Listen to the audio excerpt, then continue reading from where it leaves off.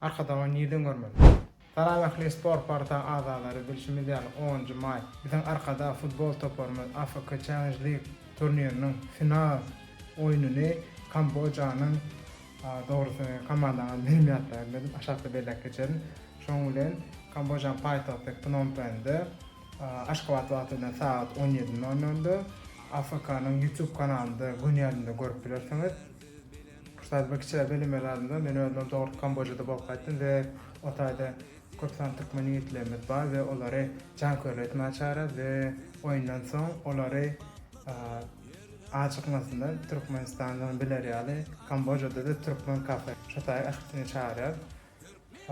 Netip bolsa şu videonu paýlaşyň, ähli ilişen bilsin we görsün we olara hökman suratda gollama edin we jaňkörlük edin. Netip bolsa arkada topary ýeňişden donak edin.